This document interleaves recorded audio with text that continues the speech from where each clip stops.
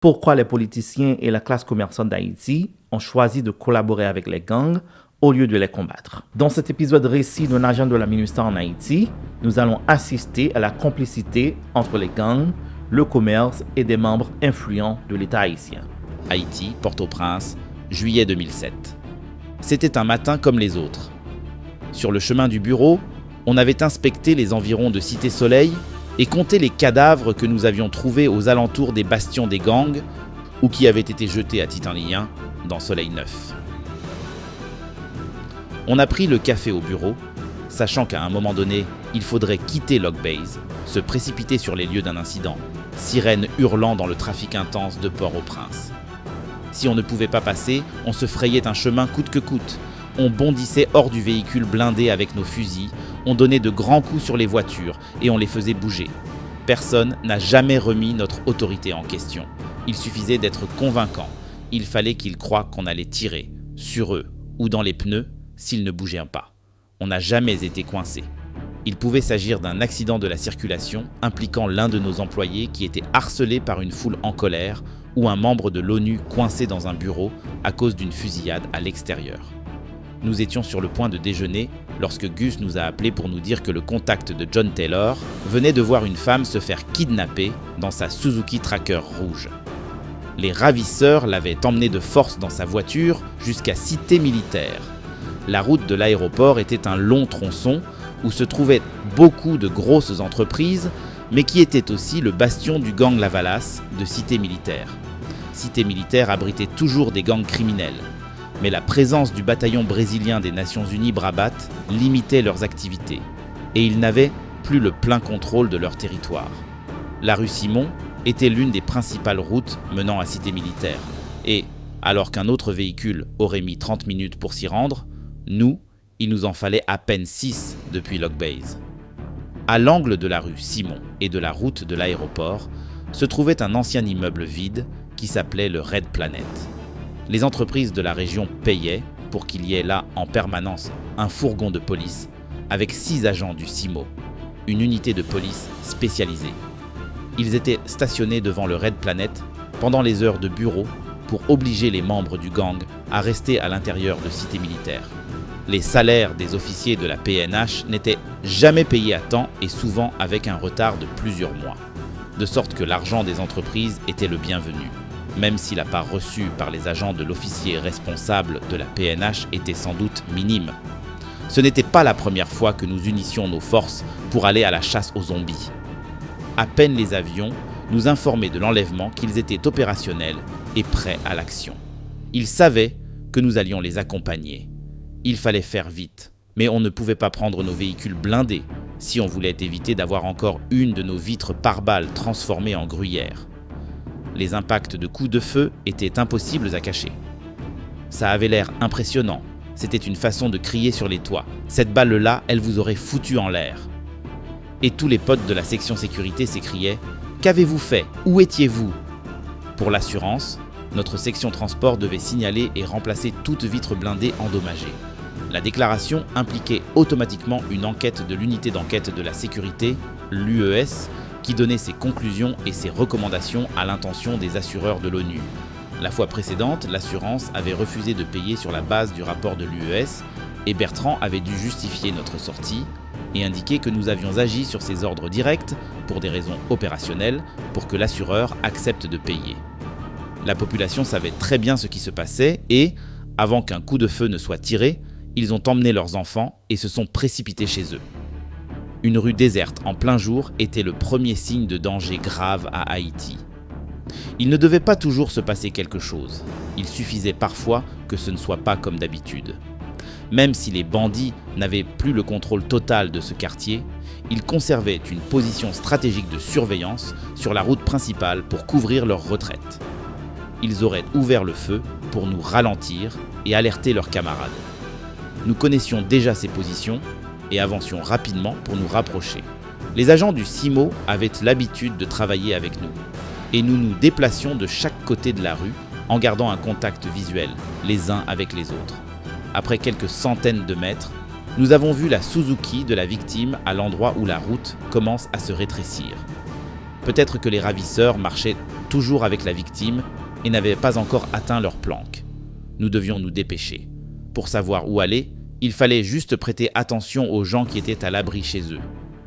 Beaucoup regardaient par la porte entrouverte de leur petite cabane et nous indiquaient la bonne direction. Tous savaient que les ravisseurs étaient passés. La population ne soutenait pas les activités criminelles de ces bandits, mais ne pouvait pas non plus faire grand-chose contre eux. Ils étaient eux-mêmes pris en otage par ces gangs. Toutes les fois que j'ai participé à des opérations de combat avec des officiers de la PNH, qu'ils fassent partie d'une unité spécialisée ou que ce soit de simples agents de police, j'ai toujours été impressionné par leur courage et leur compétence. Une fois que nous avions gagné leur confiance, ils étaient prêts à affronter tous les dangers avec nous, y compris la mort. Ils ne gagnaient guère plus de 150 $ américains, et encore, quand ils étaient payés. Mais ils n'hésitaient pas à risquer leur vie, même si leur veuve ou leur famille n'avaient droit à aucune compensation, s'ils se faisaient blesser ou tuer. Le plus triste, c'est que la plupart des policiers subalternes n'étaient pas très corrompus et voulaient faire leur travail. Même au Red Planet, les entreprises ne payaient pas les officiers du CIMO pour combattre les gangs. Elles voulaient juste qu'ils s'assurent que les gangs ne perturberaient pas le trafic normal et les entreprises pendant les heures de bureau. Alors parfois, quand ils travaillaient de concert avec nous, ils avaient une excuse pour faire leur travail. C'était ironique parce que nous n'étions pas non plus censés être là pour combattre les gangs. Nous savions tous que la victime de l'enlèvement n'était pas un membre du personnel de l'ONU. Si on respectait les consignes ou les règles générales de sécurité des Nations Unies, on n'était pas censé pourchasser les ravisseurs sur le territoire des gangs. Bref, on n'avait rien à faire là, mais personne n'était là pour nous arrêter. Et au cas où nous devrions justifier nos actions un jour devant nos amis de l'unité des enquêtes internes, nous avions encore une issue. Dans notre règlement, il y avait une toute petite clause concernant le recours à la force. Si un policier haïtien demandait notre aide pour poursuivre un criminel, nous avions le droit de nous impliquer. Nous devions simplement nous assurer qu'il y avait toujours un officier de la PNH qui avait besoin de nous, même si nous devions les appeler après coup. Soudain, je me suis figé sur place. On venait de tirer une balle de 7,62 mm à côté de moi. J'en avais les oreilles qui bourdonnaient. L'extrémité du canon était à côté de mon visage, et la pression de la balle quittant le canon d'une carabine M1 me faisait l'effet d'une gifle au visage. L'officier du CIMO a tiré un autre coup de feu avec son vieux fusil de l'armée américaine datant de la guerre de Corée.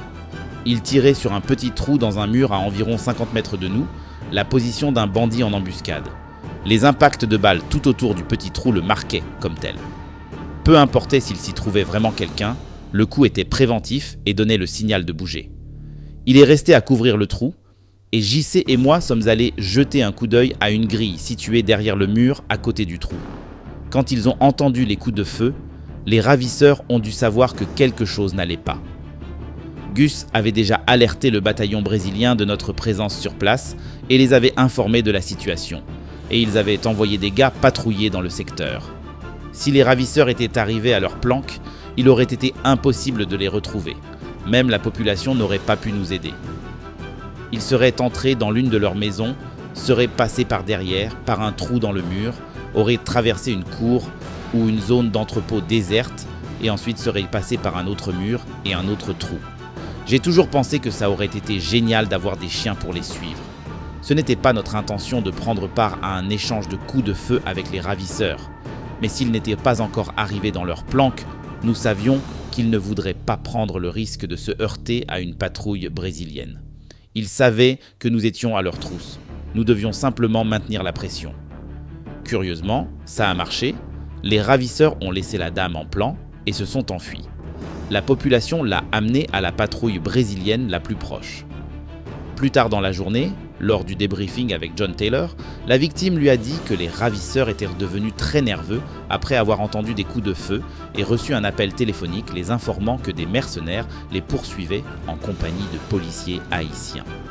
Une part importante de notre succès provenait de ce que personne ne savait exactement qui nous étions.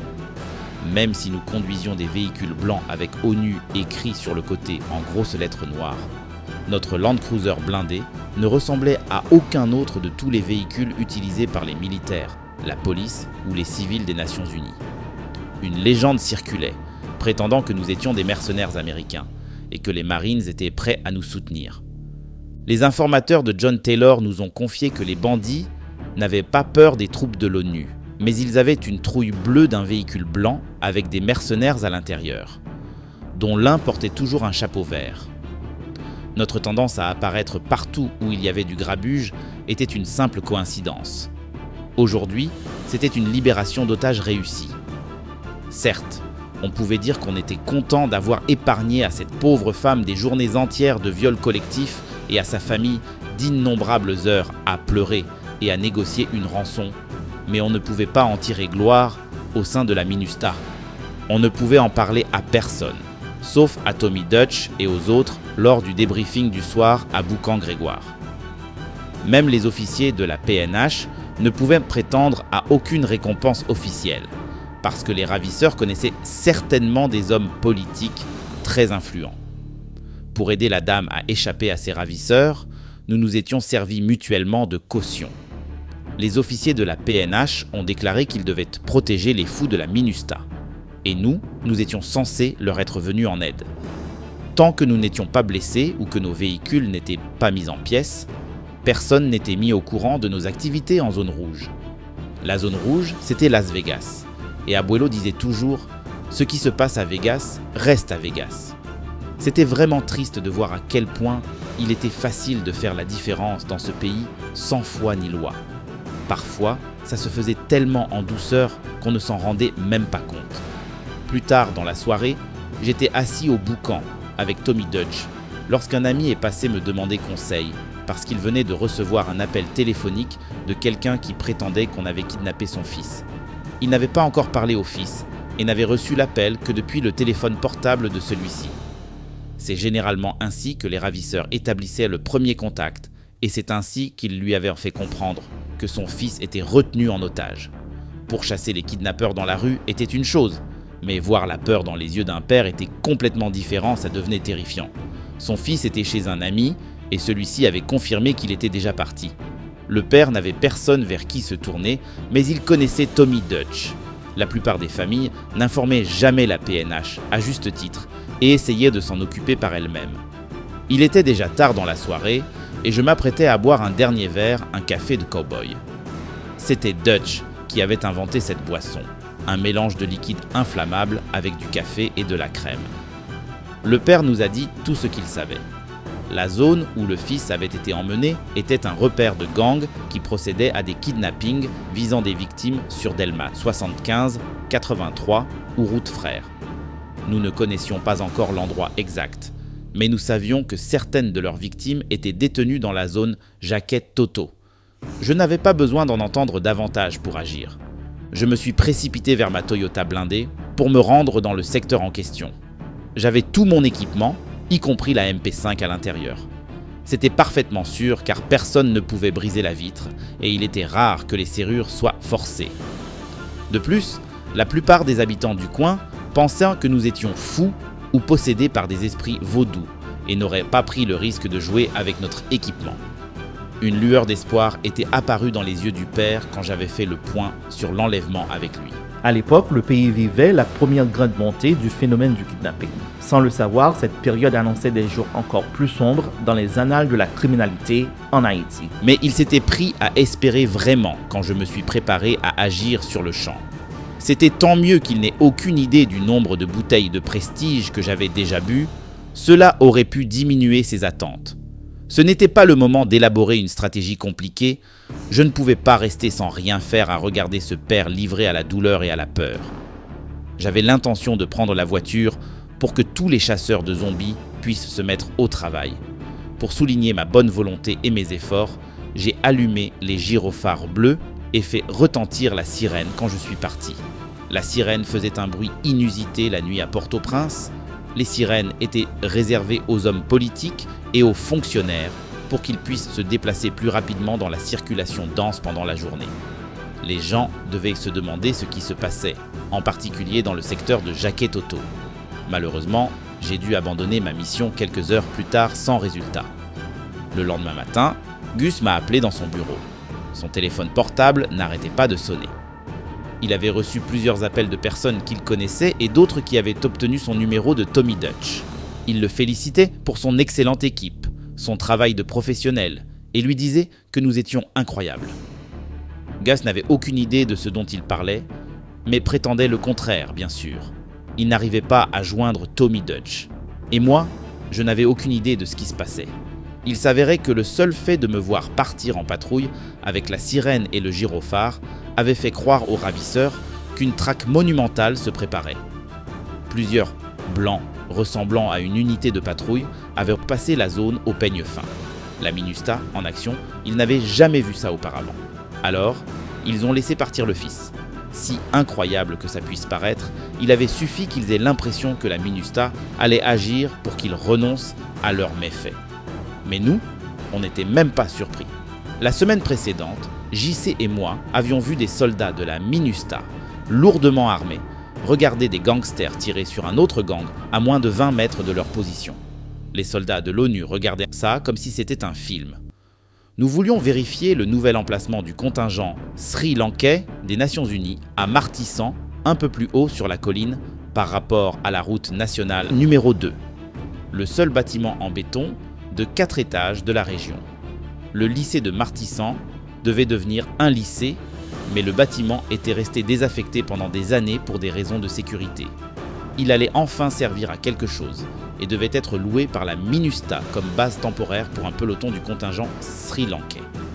Ce contingent était responsable de Martissan et Carrefour au sud de Port-au-Prince.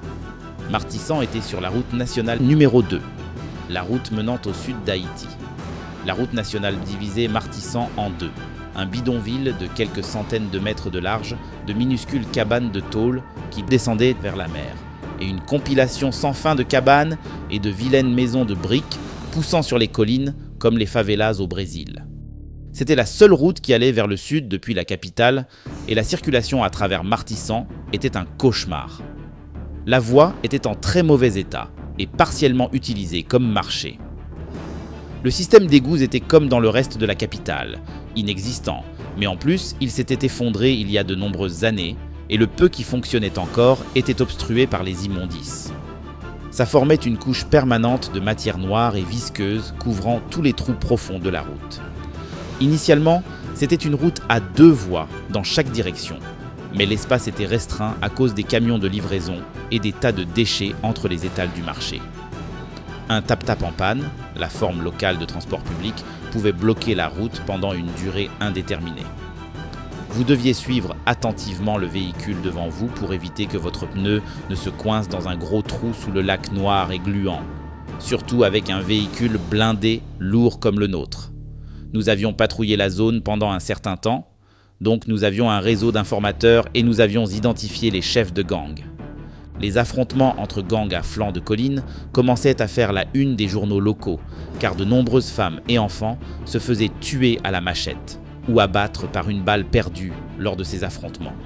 Les principaux gangs rivaux de Tibois et Timachette rôdaient la nuit sur le territoire de Grande Ravine avec des fusils et des machettes et tuaient quiconque ne parvenait pas à s'échapper.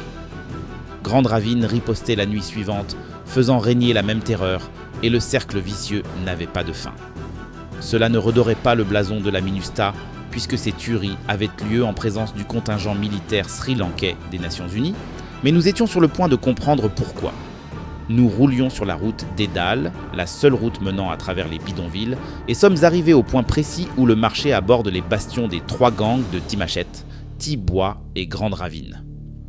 Le marché était l'une des raisons pour lesquelles les gangs se battaient, car c'était une source d'argent à extorquer aux commerçants.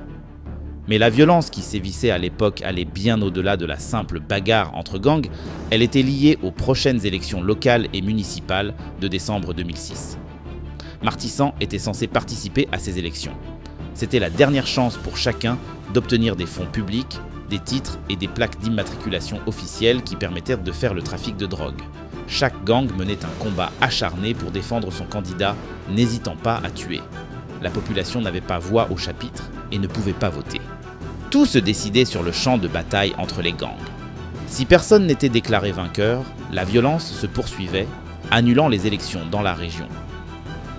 La même chose se produisait si un centre de vote était contrôlé par un gang et que l'autre gang ne parvenait pas à l'influencer. L'autre groupe se livrait à des violences pour annuler les élections dans ce district. L'entrée de la base des Nations Unies dans le lycée était à 30 mètres au-dessus de la route d'Edal, entre Thibois et Grande Ravine. Il était 10h30 du matin et le marché était désert. Il n'y avait pas âme qui vive dans la rue. Ce n'était pas bon signe. Nous avons ouvert les portes de la voiture blindée pour écouter. À proximité, nous avons entendu des coups de feu isolés, puis ceux d'une arme automatique, des balles de calibre 7,62 mm. Lorsque nous sommes arrivés au lycée, il y avait au moins 40 ou 50 soldats présents. La plupart d'entre eux se trouvaient dans des pièces des étages supérieurs, et ils regardaient à travers de petites fenêtres en béton. Ils regardaient tous la fusillade, on avait du mal à y croire. C'était leur interprétation du maintien de la paix et de la stabilisation. Le commandant nous a expliqué qu'il n'y avait pas de problème, car les Haïtiens combattèrent les Haïtiens et non les Nations Unies. Nous avons entendu des informateurs nous dire que les soldats des Nations Unies avaient une certaine forme d'accord avec les gangs et fournissaient même aux chefs de gang des gilets pare-balles et des soins médicaux lorsqu'un de leurs hommes se faisait blesser. On ne pouvait pas croire nos informateurs, ça ne pouvait pas être à ce point-là.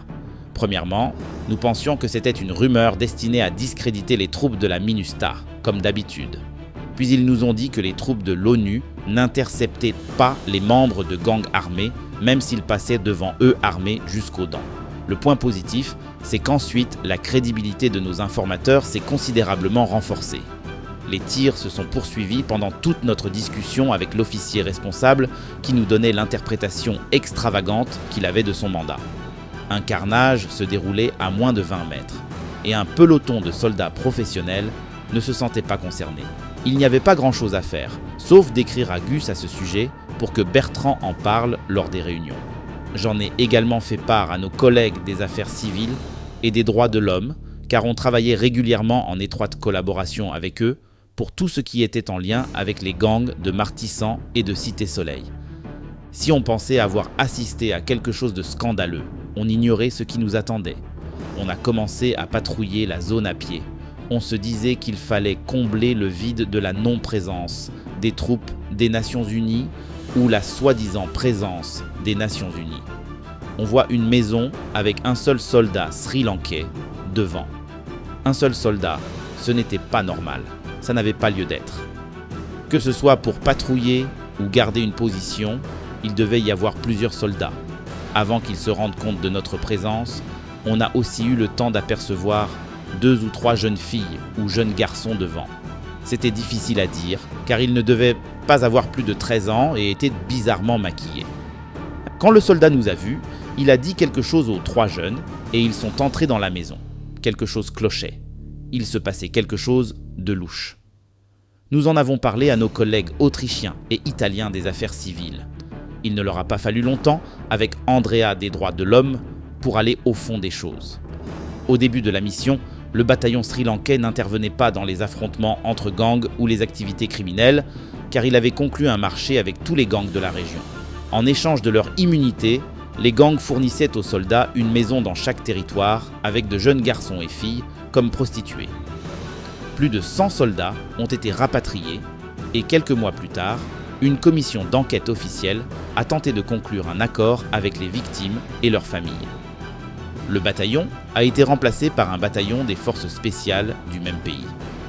On a tâché d'évaluer les dommages causés aux jeunes garçons et filles, et une certaine somme leur a été octroyée pour compenser la douleur et les mauvais traitements. On ne leur offrait pas la guérison, mais pour les familles des victimes, c'était une forme de compensation à laquelle ils ne s'attendaient pas. Les abus sexuels étaient monnaie courante dans ces bidonvilles d'Haïti, au point que je me suis souvent dit que la population devait d'abord apprendre ce qui constituait un abus sexuel. En important pour la 3e fois de notre histoire une armée étrangère, les dirigeants haïtiens se faisaient complices d'abus de toutes sortes auxquels ont été soumis la population. Du choléra aux abus sexuels, le peuple a payé d'un prix fort cette force qui ne pouvait même pas rétablir l'ordre dans le pays. Au tout début de la MINUSTAH, un interprète m'a donné une idée de la gravité des abus sexuels. Il travaillait avec le contingent jordanien des Nations Unies dans leur base près de Cité-Soleil, le plus grand bidonville de Port-au-Prince. Un jour, un petit garçon a frappé aux portes de la base jordanienne des Nations Unies toute la journée et a finalement commencé à s'attaquer à la voiture du commandant. Le commandant a demandé à l'interprète de traduire et de lui expliquer le problème. Le garçon s'est plaint que le soldat de nuit lui avait demandé une fellation mais avait refusé de payer. Le garçon avait moins de 8 ans. Le commandant a réglé l'affaire avec une somme d'argent sur laquelle le garçon est tombé d'accord. Le problème a été résolu et n'a pas quitté le contingent. Le même interprète a également expliqué pourquoi de nombreuses fois des manifestants de Cité Soleil bêlaient comme des chèvres en regardant vers nous et imitaient des cornes de chèvre avec leurs index. C'était parce que les soldats avaient des rapports sexuels avec des chèvres avant que la chèvre ne soit abattue, grillée et mangée. J'étais stupéfait. Les habitants de Cité Soleil s'étonnaient que l'on maltraite les chèvres, mais pas les enfants. La MINUSTAH et les sections impliquées dans la direction ont essayé de faire un effort pour arranger les choses et ont pris leurs responsabilités à la suite de nos rapports. Malheureusement, dans les années à venir, nous devions apprendre que de tels signalements n'étaient pas bien reçus par les différents dirigeants de l'ONU dans d'autres missions et qu'ils préféraient dissimuler les méfaits et punir les dénonciateurs. Tous les gangs qui aujourd'hui occupent la majeure partie de la région métropolitaine étaient en plein essor ou en état de gestation à l'époque. De 2006 à nos jours, leur influence a grandi à un point tel que les espaces occupés par les gangs aujourd'hui représentent de véritables fiefs indépendants dirigés par des seigneurs de la guerre.